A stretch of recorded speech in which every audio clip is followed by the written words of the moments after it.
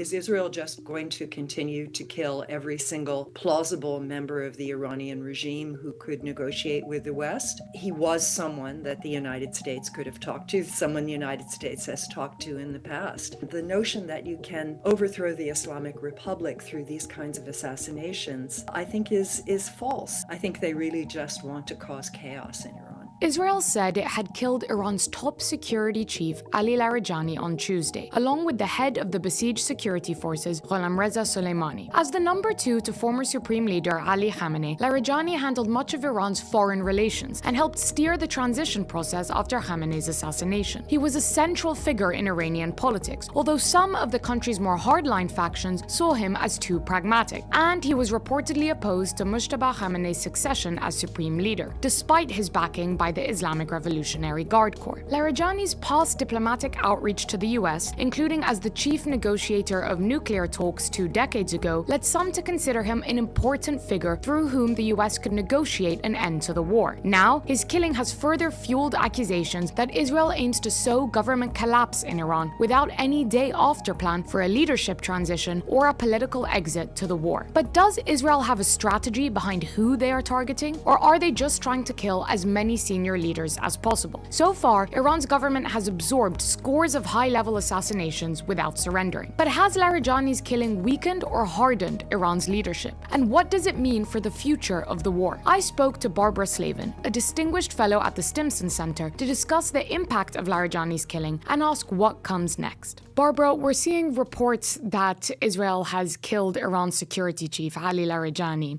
He's been a really prominent public-facing figure during this war. How does his death affect the trajectory of the conflict in the region?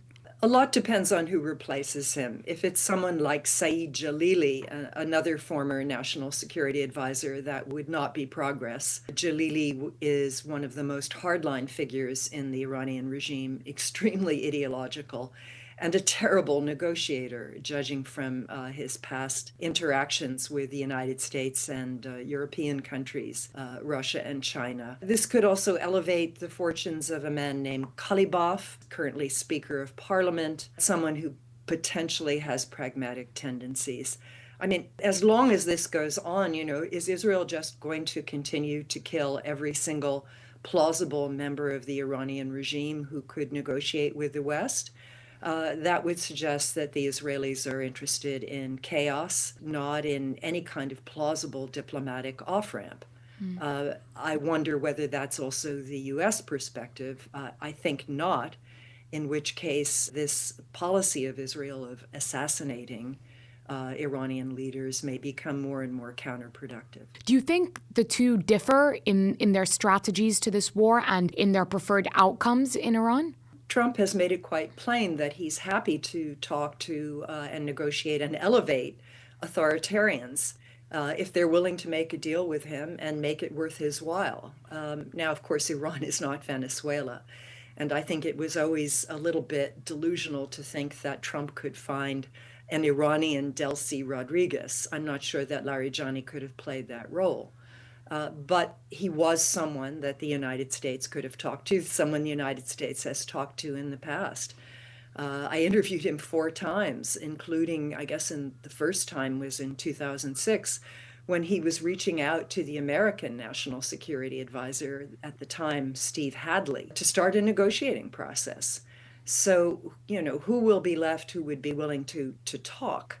That is really the question. Given how involved he was in diplomacy, but also in managing the different power centers in Tehran, do you think anyone can really replace that central brokerage role that he played in Iranian politics, especially now overseeing this very delicate transition of leadership? I think it's going to be difficult because Larijani came from a prominent clerical family. His brother was head of the judiciary for a while and was touted as a possible supreme leader after Ali Khamenei. His other brothers had important positions in the government. Ali Larijani himself had a Islamic Revolutionary Guard background, but also headed the national television for a while. He had his fingers in a lot of different pots. So, it's a funny kind of regime. It's ideological, but it's also very much based on family ties. Uh, Under the Shah, there was the so-called 1,000 families that ruled Iran. Under the Islamic Republic, there's been the 1,000 families that have ruled, who are all intermarried, who serve in various functions. So he will be hard to replace, but there are individuals. And again, the notion that you can overthrow the Islamic Republic through these kinds of assassinations, I think is false. It is a very durable system with many members and many branches, and they will find someone else who will rise to the top.